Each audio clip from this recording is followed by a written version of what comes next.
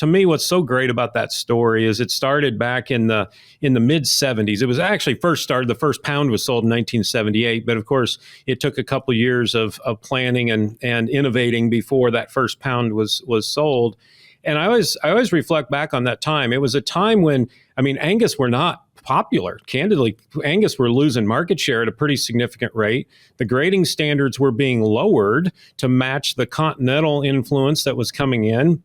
And it was a time where the industry was saying, we need to go lean. And the Angus breeders were saying, hey, marbling seems to be really, really important to the consumer eating satisfaction. Let's build a brand and a set of specifications around that. And then ultimately that'll drive demand for our cattle that genetically do that really well, right? And so that was really the whole genesis. Let's focus on the consumer, which in the mid 70s, that's probably not what a lot of cattlemen were talking about, right? It was, we were still pretty commodity in our mindset, not probably thinking that way. And I think over time, by really setting a standard of quality and then staying very consistent to that standard of quality over time, we always joke that certified Angus beef is the overnight success that took 30 years to build, because those first couple decades, candidly, were tough. And I think people tend to forget that.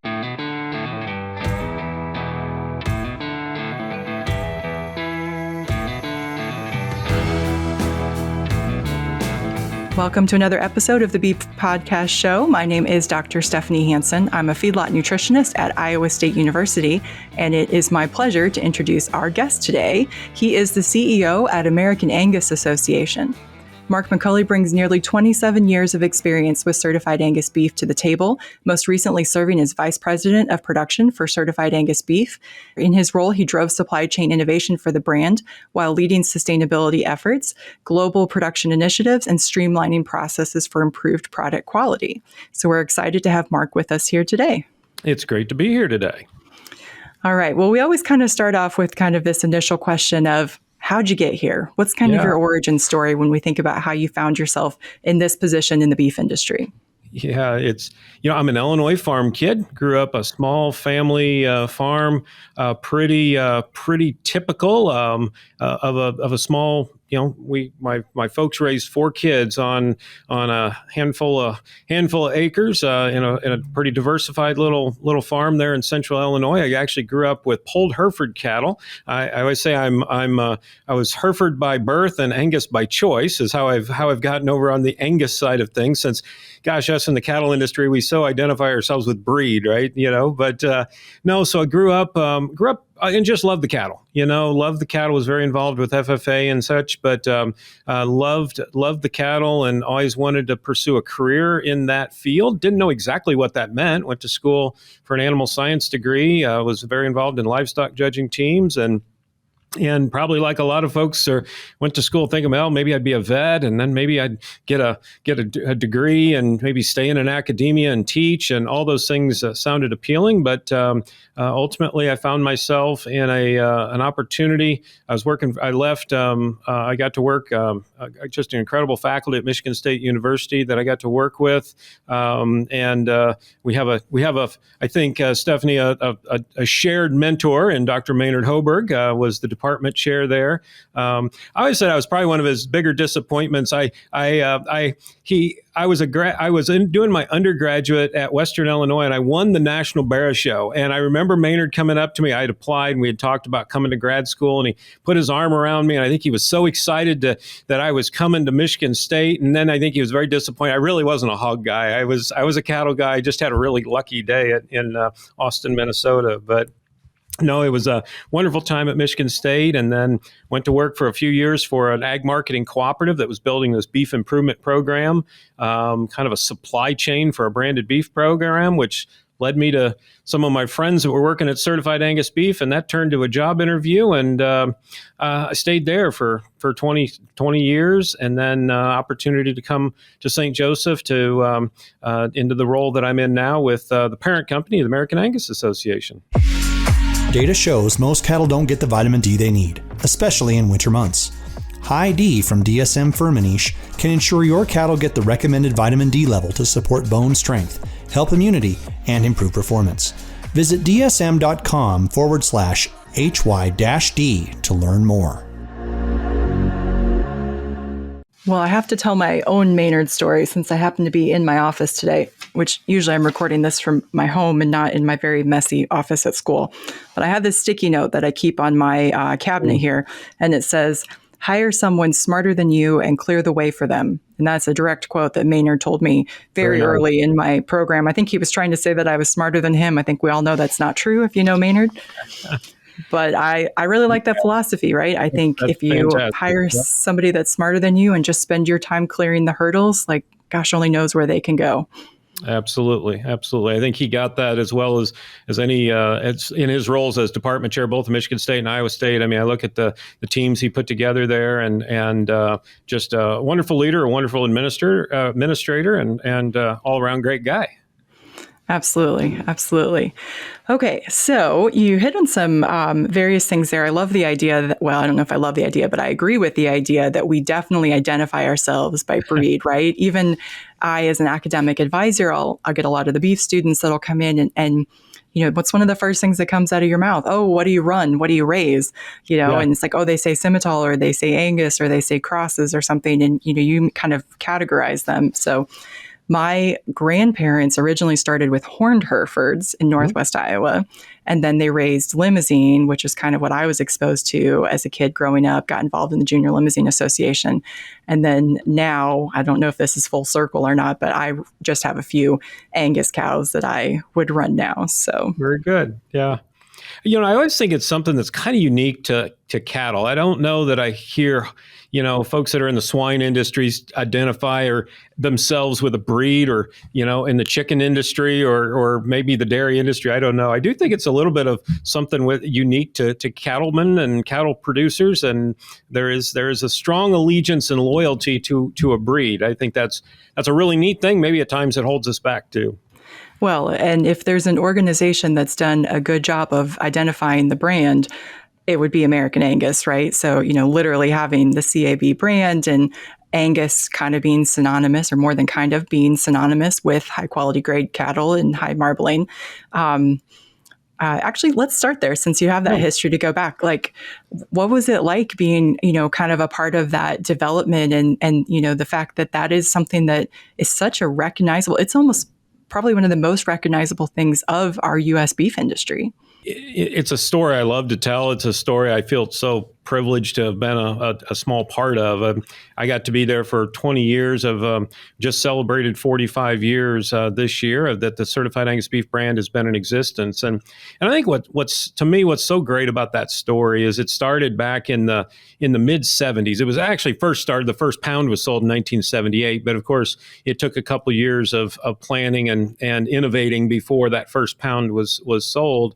And I always reflect back on that time. It was a time when, I mean, Angus were not popular. Candidly, Angus were losing market share at a pretty significant rate. The grading standards were being lowered to match the continental influence that was coming in.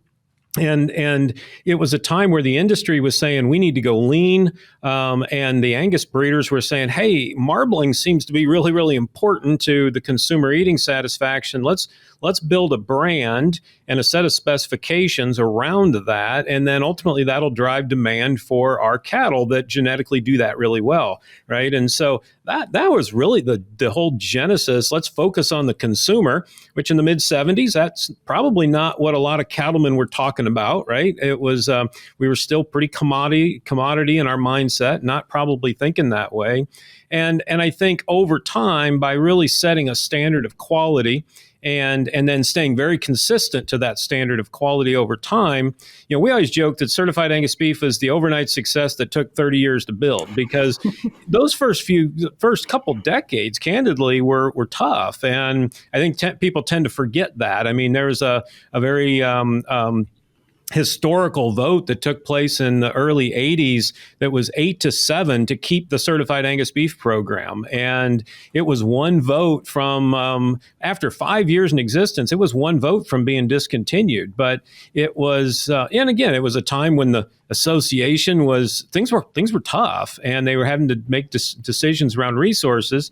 Fortunately, the next set of board meetings, the program was breaking even. It was bringing in as more revenue than it was putting out, and then it took off from there. And I don't know there was any following votes around getting rid of it. But so I think over time, it wasn't a slick ad campaign. It was consistency. It was a standard of quality.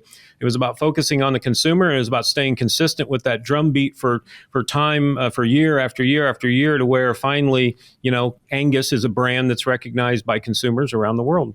I think that's so fascinating. And so my challenge to you, or my question here, is going to be, how do you think we could get the beef industry in the U.S. as a whole to try to embrace that same type of mindset? I was speaking at a Montana nutrition conference last week, and I kind of jokingly said, the biggest strength and the biggest weakness of the beef industry is the same thing, and it's our independence, right? Mm-hmm.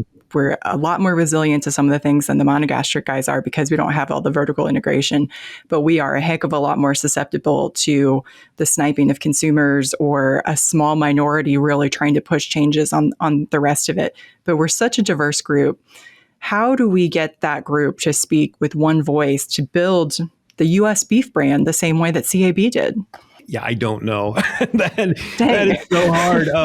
And I laugh because we literally just came off our convention here, our Angus convention, and these were some of the discussions we're having with our members. How do we continue to stay relevant? That's the word we like to really make sure we're being focused on, in a time where there's structural changes going on in our industry, where there is a need for a better connection of the story. I get a little tired of the "we ought to tell our story" mantra, but it's true, right? We have to make sure we build trust and maintain. I think we have trust with the consumer. I really do. I think the vast majority of consumers really do trust farmers and ranchers. There's a lot of misinformation out there, of course, and we got to make sure that misinformation doesn't ever finally drown out the truth. And so we do have to get a little bit more organized and a little bit more coordinated. And, I've heard it say we've got to have to give up a little of that independence to stay relevant over the long haul, or risk maybe giving it up altogether, right? And I know that gets to be a really touchy subject and a sensitive one, and I totally get it. I tend to believe, and it's probably one of my beliefs and passions around being a part of this association. I think it's one of the roles of breed association, at least for our Angus breeders, is that we can come together and those independent breeders can have access to data, can have access to tools and services and programs, things they couldn't have if they were out there independently, but as a part of an association that's collectively in an aggregate working on their behalf. I think I always say, a strong association is a hedge against vertical integration and losing that independence. But there has to be a mindset shift at times. We can't just be the romantic cowboy out here that's 100% independent, answers to no one. I'm not saying you can't. You can. I just think in time, the marketplace is going to send a stronger discount or a stronger signal along the way that says, no, we want a little more information with that. You can't be totally anonymous out here as a producer of our food. And therefore, you're either not going to get the same price that others are, or you're at some point, maybe you do lose access to a market. And that's a really, really hard reality that I don't like. But I do think that is, some of our future. I think we got to do a better job of getting together. We spend too much time in our industry fighting each other on little things. I mean, we agree on like 96% of the stuff out there. We as beef producers and the associations, we've got to do a better job of coming together. Setting aside the few things our different associations don't agree on, set those to the side, and let's align on the rest of the stuff, which is a far bigger pile than the few things that we disagree on. But there again, that's hard, easy to say, and always a little bit tougher to do. Well, I think the more times that we have leadership within the associations and across the universities, across the packers, across all the places that can have influence in the beef industry, the more folks that we can get in those positions who are open to the idea that we need to have at least some concerted voice, right, so that we can speak with that united front for beef. I think that's helpful. I do. And we've got such great leaders, producers that are willing to step up and give of their time, whether it's at a county level, the state level, a national level. And we need that. I mean, we need that's where we talk about true grassroots, making sure that we as whether it's our association, other associations, make sure we're truly looking out for the members and the best interests of what they need, what their barriers are for being successful. And I'm always so thankful. We've got a great board of directors. I know other associations do as well. And we're really fortunate for folks willing to step up. I ended my presentation with address to our delegation there on Monday with a quote that says, "The future is created by those that show up." And I truly believe that. And I thanked them for showing up. I know. Sometimes I tell my students that in my 8 a.m. class. That's harder to remember when it's an 8 a.m. college class. I agree. Yeah. Definitely. I'm there to remind them. Don't worry. Yeah, good. I bet you do. So like I said, I was in Montana last week and they had a producer panel talk. And what struck me was really the fact that they have all come up with very innovative ways to drive their sometimes profitability, sometimes survivability, right? Let's put it frankly. Some of them were trying to keep the family ranch in the family. And so innovation was your theme this year at the Angus convention, which, like you said, you just wrapped up. So tell our audience a little bit about what that convention is made of, kind of what are your goals going into that, and just give us a little more information on that. Yeah. So every year we have an Angus, we call it our National Angus Convention and Trade Show. We do bring together producers from all over the country. Actually, we had 8 countries represented there, so we were a global event. We held it down in Orlando, Florida this year, which was by far the furthest east we had ever hosted an event. And so actually prior to the convention itself, we had some pre-tours. So some folks went out to some of the large ranches there in Florida, Deseret and Kempfers and some others. And then some other folks took advantage of all of the great sites and things to do in Florida around Disney or NASA and such. And then we got into the meeting. We had a couple days of lots of educational sessions, speakers, we tried to really lean into this idea of innovation and what does that look like, and celebrating the innovation and the innovators we've had in our breed for our 150-year history of the Angus breed being in the United States, 140-year history of the association, and 45-year history. We had all these anniversaries this year of certified Angus beef, celebrating those innovators, and then really thinking about what are those innovations that are coming our way, either here today or probably in the foreseeable future. And I talked about disruptive innovation and things like artificial intelligence and the space of genomics and gene editing. There's all sorts of things in that technology space that will, I believe, accelerate innovation. And so we spent a lot of time talking about that. One, how do we deal with that as a breed association? How do we embrace it? How do we educate on it? And so that was a lot of fun. And then we have an evening banquet where we give some awards and recognize some folks that are 100 year in the business, some significant folks that have made significant contributions. And then the last day is actually our annual convention of delegates, where we do the business of the association. And that is where we elect board members and again, governance things. This year it was a fairly quick meeting, but important nonetheless. So we were talking before we started recording that this is sort of the end of your fiscal year, beginning of the next fiscal year, kind of doing some of this year in review kind of thinking. So having come just off of the convention, Mark, what are your thoughts on, what's the thing that you're most proud of the association doing in the last year? Yeah, we've had a number of successes. We're sure, we're a little bit of a unique organization that we have the parent company of the American Angus Association. That is the typical, if you would, the breed registry. But under that umbrella of the American Angus Association, we technically have 4 wholly owned subsidiaries. One of those is Certified Angus Beef, which is our branded beef company that's been around since 1978. We have another subsidiary called Angus Productions Incorporated, or Angus Media. That's we publish 2 print publications in the Angus Journal and the Angus Beef Bulletin. We also have a sale book a service that we provide for our breeders that we produce around 500 online sale books every year for breeders. We've tremendous growth into the digital space with whether that's retargeting, digital strategies for our breeders, and we even started podcasts. We have 2 podcasts now that we were excited about, and one I get to co-host called the Angus Conversation. We love these podcasts. They've just been such a great way to connect with our members and have conversations about really important and interesting things. And then we've got 2 of our newer entities. One is called Angus Genetics Incorporated, or AGI, which is our, if you will, I think of them as kind of our innovation and research entity. Some really cool things going on in the genomic space there with our AGI. And then we have a foundation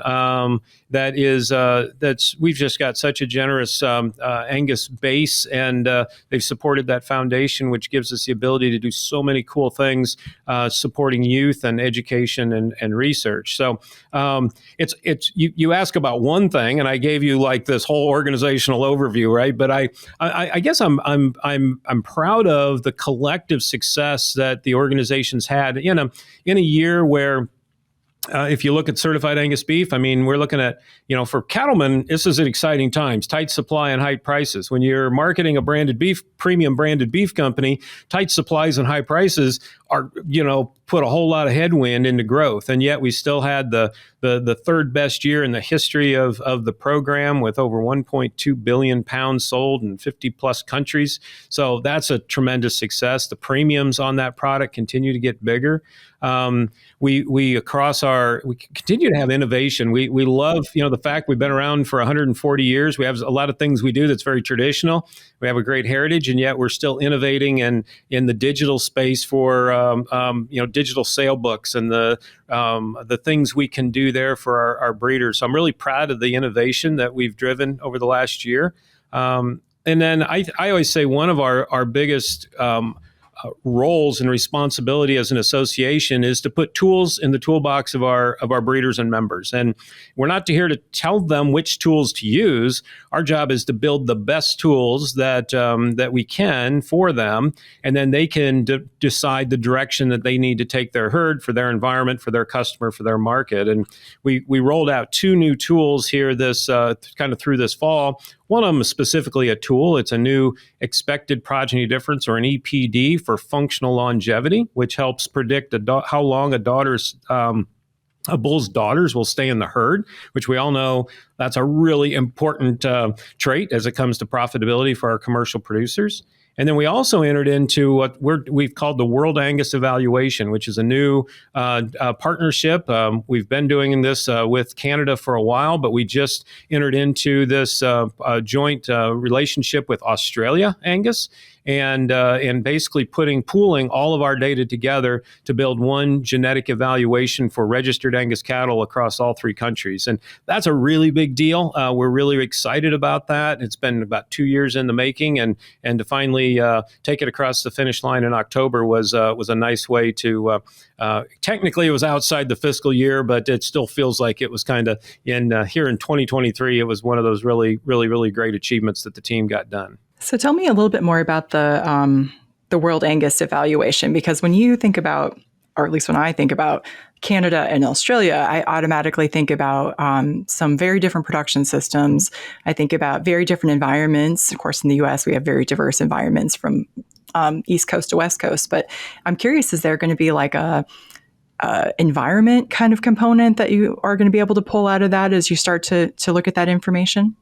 Yeah, it's it's probably one of the things that's most appealing to one in this day and age in the genetic evaluation space. It's so much. We use genomics, but the genomics are only as good as the phenotypic database, right? The actual records and the measures that are behind that. And so continuing to build that and make the most robust phenotypic database is so critical. And so the more environments that we can represent in that genetic evaluation, the stronger we make those genetic prediction tools. And so while those environments are different, and we do make some adjustments, not so much Canada to U.S., but U.S. to Australia, we typically think of a weaning weight as 205 days. Well, they do kind of a 400 and a 600 day weight. So there were some things we had to kind of we had to do some calibration and make sure that we did some conversions, I guess, of those things.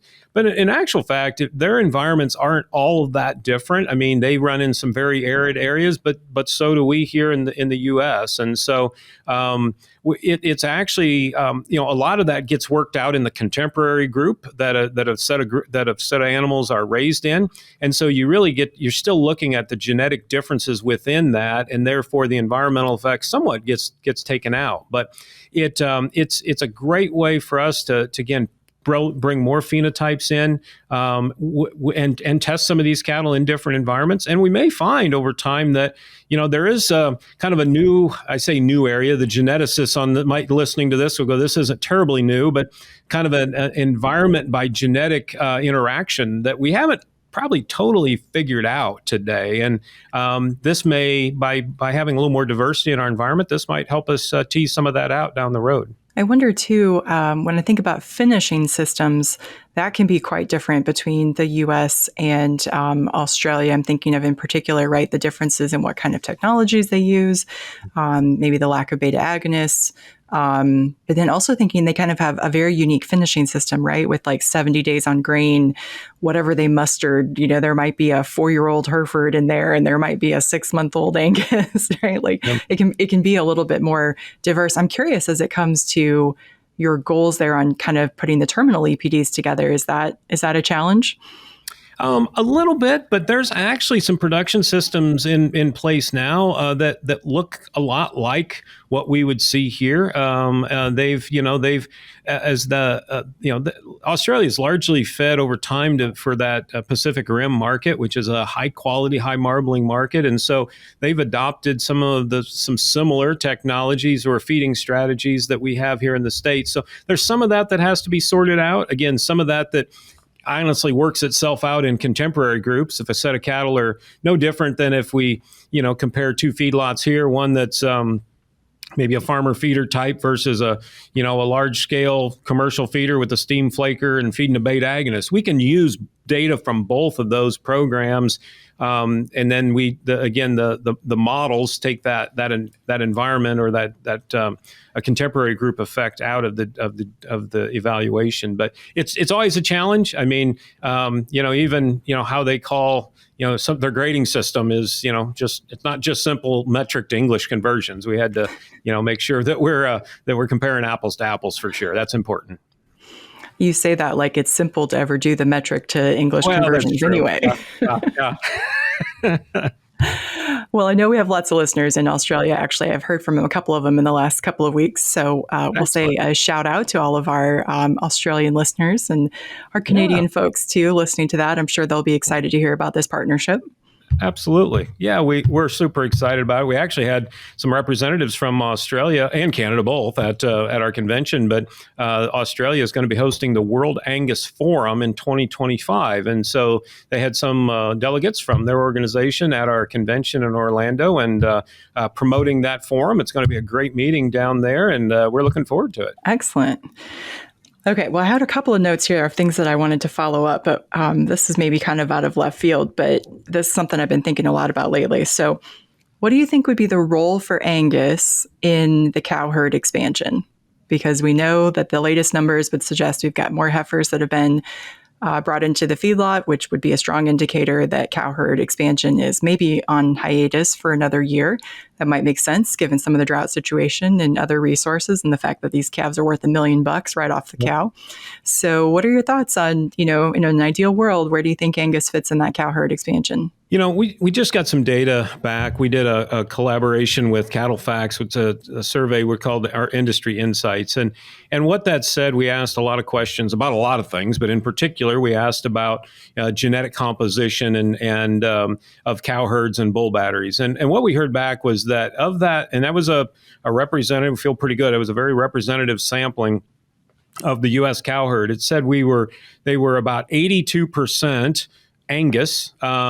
I should say 82% of respondents said Angus was a primary breed, not of their cow herd. 70% said Angus was a primary breed of their bull battery. The next closest on either one was like 24%. And so I say all that because I think today we are at a spot where Angus is being looked to be both a maternal solution, but then also a terminal solution. I think if you look at what's changed in the Angus breed over the last 2 decades in particular, was an accelerated selection for growth, efficiency, and carcass merit. And I think with the tools and the size of database we have today, I think there's an opportunity. I talk about the job description that we need the genetics to fill today. It is still about, we've got to have the cow that adapts to the environment we need to put her in, and get bred and bring in a big calf every year, right? And stick around for a long time. That's have other. We used to call them convenience traits. I don't call them convenience traits anymore. Things like udder quality and disposition, those aren't convenience. I mean, you think about labor shortages anymore. I mean, no one has time to deal with problems, right? And so those things are foundational traits. You need that, but then also the marketplace is wanting an Angus-sired cattle, Angus-sired calves. We asked also a group of the feeders in this survey, and it said that the number one thing they wanted was feeder cattle out of registered Angus sires.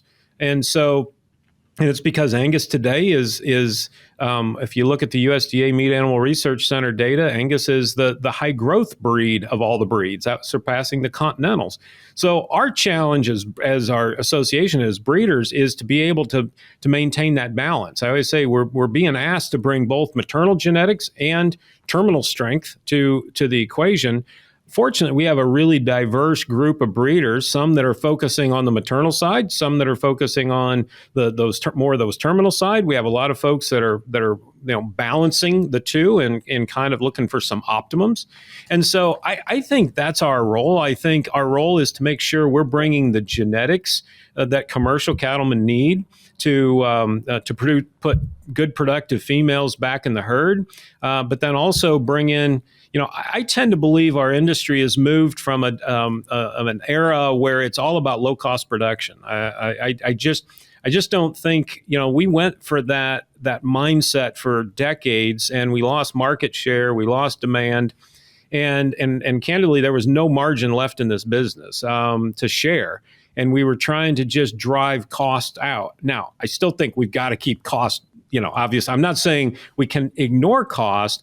I just think we've moved to more of a value-based market and a value-based industry where the value of the product it's worth more than what the cost of production is. And so it's trying to balance those input costs with the check, right? The pounds and pounds of gold are worth more than pounds of lead, right? And so it's trying to bring all of that. I guess we think that's our charge as an Angus breed, is to be able to deliver those genetics that can do all of those things and help the commercial producer make money while at the same time satisfy a consumer. As a feedlot nutritionist, every day I deal with the ramifications of the genetic selection of industries like American Angus over the last several decades, right? It's actually one of my favorite slides to have in my presentation.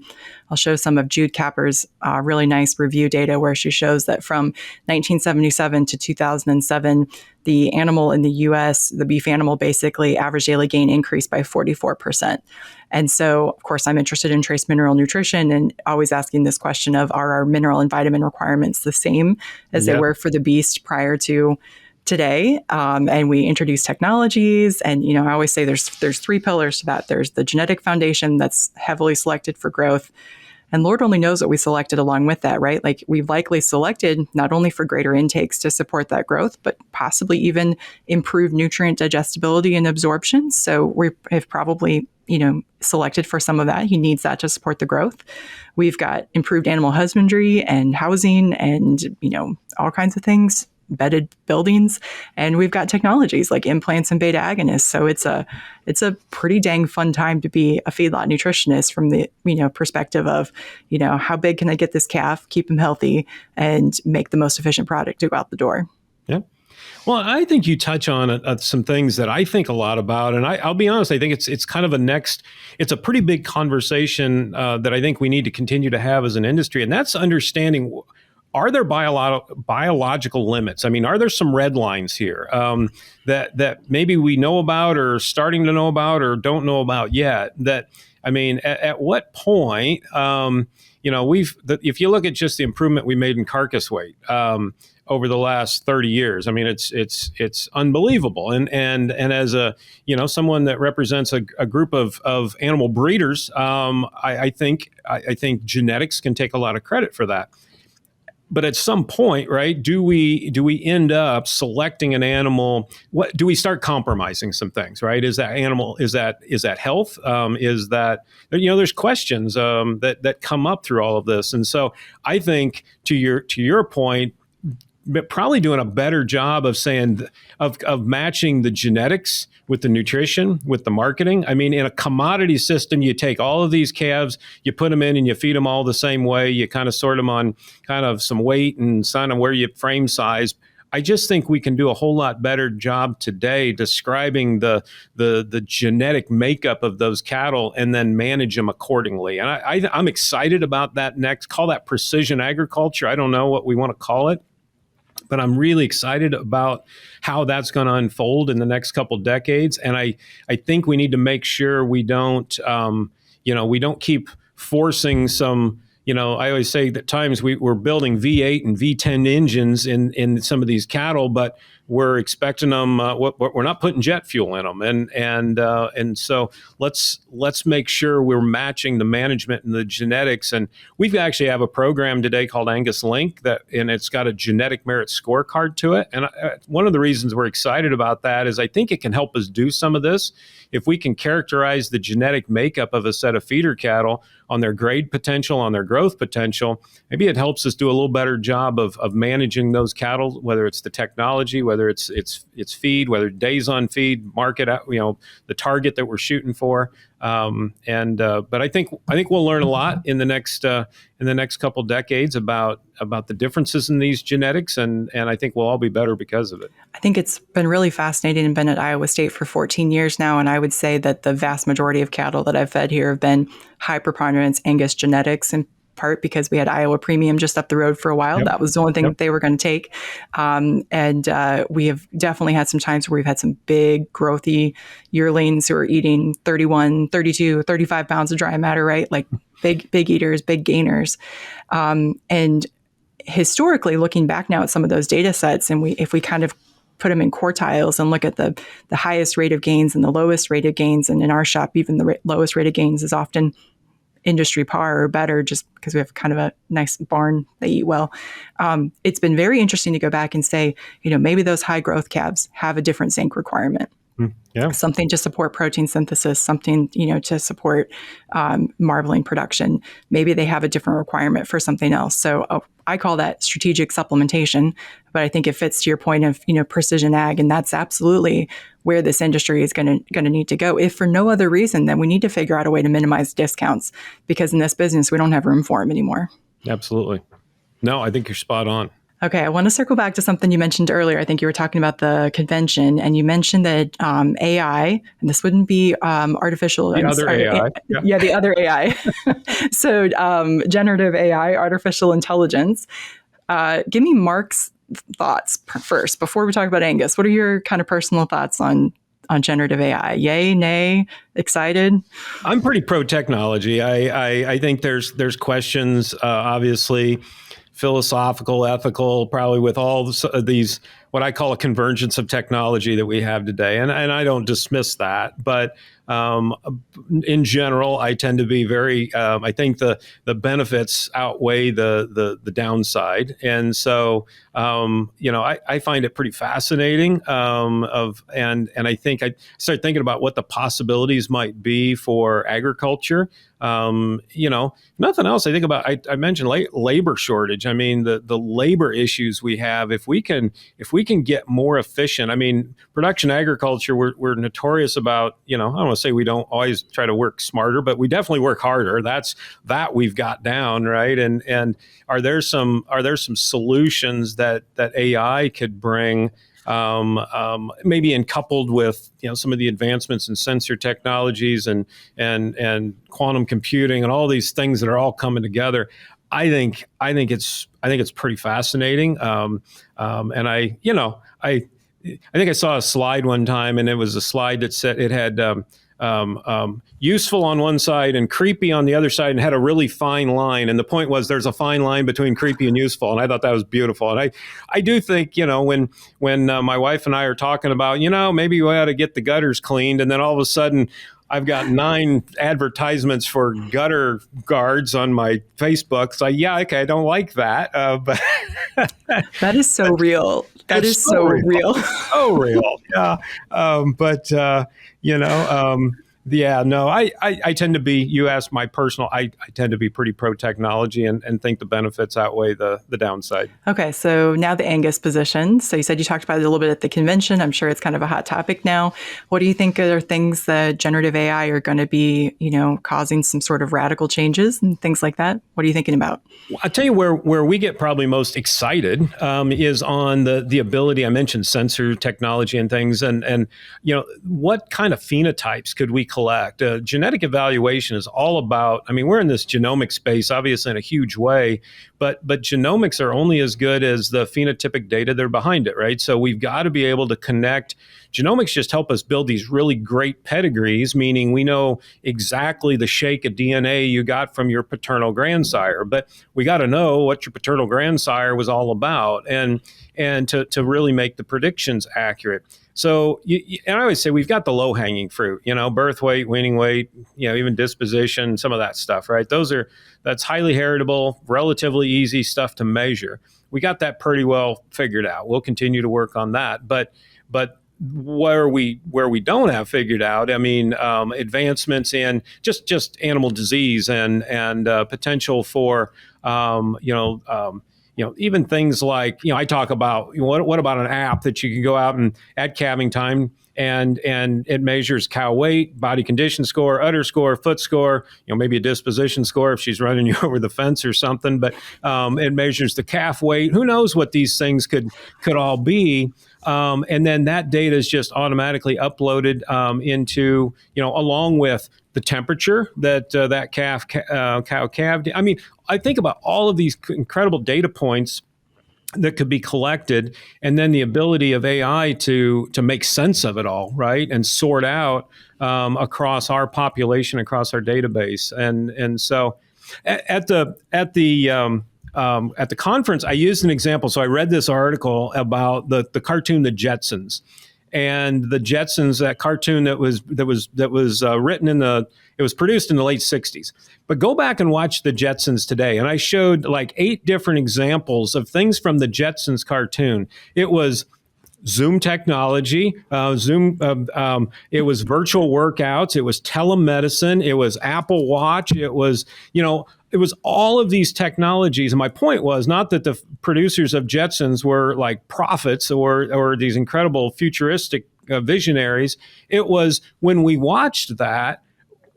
And I was born in 71, so I watched it so I probably watched more reruns, right? But I remember watching it in the late 70s, early 80s, thinking that's crazy stuff, right? That'll never happen. And I use that as an example of, we can throw out some kind of wild examples of what we could potentially do with AI and technology, and it's real easy to dismiss some of it and go, that'll never happen. And I just say, well, let's not forget the Jetsons, right? And it, to me, is a great way to remember that perspectives change, and we need to stay really open minded around some of these possibilities. So as you were talking there, Mark, I just totally pictured the smartwatch of somebody being linked to their phone that says, I went out to check on cow number 13, and then all of a sudden my heart rate spiked because she was coming after me. So her docility score is not great. Exactly. Yes. Yeah. Now the watch is on the ground somewhere in a snowbank. So yeah, we know that didn't go well. Yeah. We've all been there. Yeah. So I think you couple that with genomics too. I mean, and because genomics, I talk about these convergence of technology. I think you throw genomics and AI and sensors and all this stuff tends to get together. I just think we're going to be able to probably describe cattle better. We're going to be able to communicate the genetic makeup of these animals across our supply chain more accurately. Get feedback. I mean, we don't do a great job today of getting feedback from our end product all the way back to the genetic designers of this product, right? We all know it's terribly segmented. And so what can blockchain and AI and all these technologies, when they come together, how can that help solve some of that disconnect that we have in our business? I think all these things are, in some way, shape, or form, are gonna come to fruition over the next, 3, 5, 7 years. And, facial recognition software. There was a really cool facial recognition vendor set up at our, and they could tell the difference between two twin black calves. What kind of cool data can that help us collect, and how much more accurate can our data collection be? Especially in a feedlot pen full of Black Angus calves. Absolutely. Individual identification is hands down one of our biggest challenges when we try to look at video data. Absolutely. I mean, you think about, and I keep bringing up labor, but I just truly believe it's one of our big challenges and going to be a big challenge. And I think it's going to drive innovation, right? And we all know that, the days of just having, pen riders, whether it's in the feed yard, I mean, just labor, just the number of people per the labor per cattle ratio just continues to get strained. But what if you had some sensors on every one of these on a pen, or a drone that flew through and around the feed yard every day that was able to drop down and put a spot of paint on one that, was, one standard deviation, whatever. I mean, right. You just start thinking about all the cool things, and then are there robots that go out in the pen and find those animals and try? Who knows, right? But again, remember the Jetsons. Dan Thompson would say the robots going into the pen is not a great idea. Yeah. The calves don't like that. Some of that at the packing plants, and I think they're trying, but that one may be a ways off yet. Yeah, absolutely. But I love the drones. Yeah. It's time for our famous 3. We have a time and labor-saving product for you. Beef and Dairy Agri-Slat by Healthy Farms is your solution. No more lugging jugs around the barn every month. With Beef and Dairy Agri-Slat, you simply drop the slat through the floor twice a year, and it works to break down solids, reduces crusting and forming. To learn more, visit myhealthyfarms.com. All right. Well, this has been a really fun conversation, Mark, but we've reached the end of our time together, and it's time for our famous 3 questions. So Are you ready for these? Yes. Okay. First question. What is your favorite beef-related resource? I am trying not to give a commercial here of our Angus resources. We did start one called Angus University that we're really proud of, and I think we've worked hard to put some good stuff out there. And I guess, for me, some of the market data that's out there, I always think CattleFax just does such a great job. I want to give them kudos, and they're kind of a spot I go to keep track of what's going on in the marketplace. So that's a great resource for me. All right, that's a good one. That's the first time I've heard CattleFax, and I totally would second that. Randy Okay. Block, you need to send me a check for the free advertisement you got here. So. Absolutely. Absolutely. My sister was actually at a meeting in Florida like 2 weeks ago, and she sends me a picture and she's like, this is the only presentation this entire like 3 hours that I've understood. And it was a CattleFax one. I think she was at like a rendering conference or something. So. Okay. Second question. What is something not related to beef that you are reading or consuming or enjoying right now? Not related to beef. My wife would say I don't do a lot that's not related to beef. I just finished a book, and it's kind of tied to what we just got done talking about. It's called "The Future is Faster Than You Think," and it is about these. It was a refresh of all these converging technologies and some of these theories that I'd heard about earlier. So it's again, it does talk about agriculture. It does bring agriculture in a little bit, but it talks about a whole lot of other things, disruptive innovation in manufacturing, and lots of other industries. So not directly related to beef, but that's about as far away as I get, maybe. Okay. All right. And third and final question, what is a trait of someone you know that you think has helped make them successful? That is a great question. I look back at some of the people that I admire, and maybe it's a characteristic I wish I had so much more in myself. But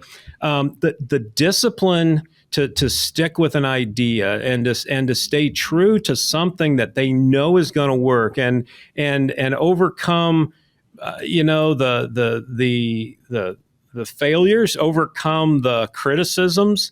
I think about, and I talk about the certified Angus beef story, but, a guy like Mick Colvin, that he absolutely knew that this was going to work. And regardless of the slow uptake and the naysayers, and probably, that was before Facebook. So in this day and age, the Facebook critics, right? He stayed true to it, just disciplined, believed, and just tenacious, but so had that discipline to not waver off what they knew and believed was absolutely what needed to be done, or what a desired future state was, and stuck to that.